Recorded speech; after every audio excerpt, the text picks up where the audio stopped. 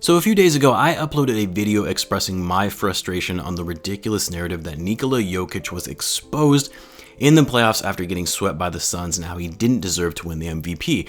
I won't belabor the point on that since I went into it in great detail on that video. I'll leave it linked below in case you happen to have missed it, but part of the reason it bothered me so much is because it reminded me back to the days of 2011 when people were claiming the same thing about Derrick Rose after he won the MVP and then ended up losing in 5 games in the Eastern Conference Finals to the Miami Heat. Now, even to this day, there are still people who claim that Rose should have never won that MVP, that although he had himself a great season and led the Bulls to the best record in the NBA, that LeBron James was clearly the most valuable player that season. Well, it's 10 years later and we're starting to hear the same thing about Nikola Jokic, and so I wanted to do in this video is to revisit Derrick Rose's MVP season and assess whether or not he in fact deserved to win it. So what's going on, everyone? You are listening to Bulls Central here. Hope you're all doing well. Now guys, I know there are going to be some people who see the title of the video and immediately click dislike and probably leave a hating comment or two on why would I even question this? Why are you a Derrick Rose hater? As I know a lot of people felt that way when I said that Rose coming to Chicago this offseason doesn't make sense for the Bulls based on their current needs. But please watch the entirety of the video before you assume what I'm about to say. Also, you'll notice I'm only using highlights of Rose in his most recent days because I actually got a few copyright claims on footage I've used of Rose from his days playing with the Bulls. It appears most of the footage from his games with the Bulls are copyright protected, which is annoying, but it is what it is.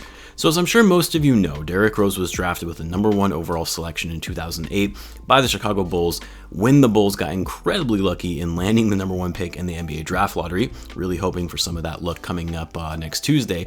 And Rose quickly became a household name for his explosive speed in getting to the basket and ridiculous handles. He was instantly the Bulls' best player in his rookie season, and he was a fan favorite from the moment he was drafted because he was a Chicago native. Rose quickly, in just his first 2 seasons, turned into a star, being selected to the All-Star game in his sophomore year, becoming the first All-Star the Bulls had since Michael Jordan in 1998.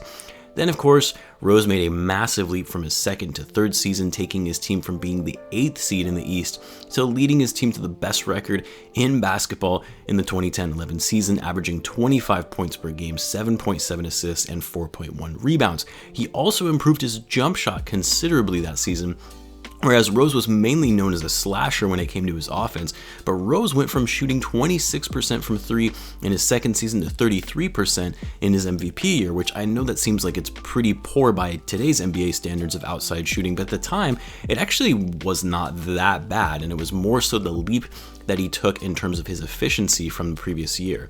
Now, what people probably forget, and I mean those who claim that Rose didn't deserve to win the MVP, was that he won it pretty overwhelmingly. It's not like it was a close race for who would win based on the voting. Rose actually received nearly 90% of the share of votes, receiving a total of 113 first place votes, while Dwight Howard received 3 and LeBron James received 4, Kobe Bryant received 1. So Rose won this handily in terms of the league's eyes, but of course fans sometimes view it a little bit differently. Now, the argument that isn't necessarily in Rose's favor is that if you look at LeBron's numbers from that season, he has the advantage over Rose in points, rebounds, steals, blocks, and while Rose averaged more assists per game that season at 7.7, it wasn't that much more than LeBron, who averaged 7 assists even.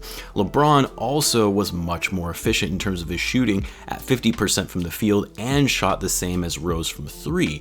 LeBron also led the league in win shares, while Rose actually finished 4th behind LeBron, Dwight Howard, and Chris Paul. So statistically speaking, yes, LeBron was better, and of course it's LeBron. This was, when he was at the peak of his prime and was generally the consensus best player in the league at the time. However, all of that being said, what differentiates Rose and his case for being MVP was the fact that Rose, stats aside, took a Bulls team that more or less was a pretty mediocre team the prior season, finishing with a 500 record, to a 62-win team with the best record in the league. That doesn't just happen by accident for a team to make that kind of jump, and all they did was add Carlos Boozer the prior year and a few key bench players. Yes, a lot of the success of the team can and should be attributed to Tom Thibodeau in his first season head coaching in the NBA. I actually always felt that Tibbs didn't get as much credit as he deserved in that season coaching the Bulls, even though Yes, I know he won the Coach of the Year, but all of the attention was focused on this young superstar in Derrick Rose, that the team's success and the way that they were coached wasn't as much of a focus, because Tibbs is the one who got those guys to work hard and knew how to utilize Rose effectively. In addition to that, Rose led this team to the best record in the league after going 500 the prior season without any star players on his team, at least at the time anyway. I know eventually Noah and Dang received a couple of all-star selections, but Rose led this Bulls team without a quote-unquote super team. And if you remember, the 2010-11 season was the year that LeBron first teamed up with Dwayne Wade and Chris Bosh in Miami. And yes, they beat the Bulls in the Eastern Conference Finals, but again, the MVP is a regular season award. And despite the Heat being the best super team the league has ever seen at that time anyway, they did not finish with the best record in the league. The Bulls did. And the Bulls also swept the Heat in their regular season matchups, winning all 4 games that they faced each other.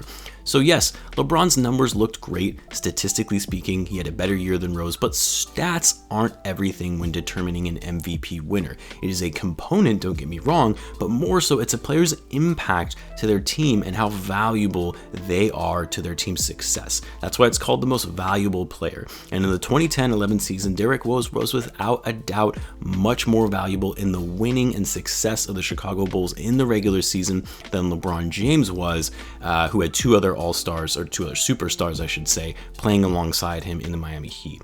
Rose had a great supporting cast, don't get me wrong, but when you compare Dwayne Wade and Chris Bosh to what Rose had in Noah and Dang and Carlos Boozer, and you finish with a better record than the Miami Heat, in my view, it is a no-brainer who deserves the MVP award. LeBron might have been the best player in the league at the time, but the most valuable player that season was no question Derrick Rose. And of all this became more evident the following season, and even seasons after that, when the Bulls lost Rose to his ACL injury, and the team no longer was a contender as a result. They were still a good team, don't get me wrong, better than the Bulls that we've seen today, but not the same title contending team that we witnessed when Rose was fully healthy. That alone shows you the value and the impact that Rose had on the Bulls in 2011.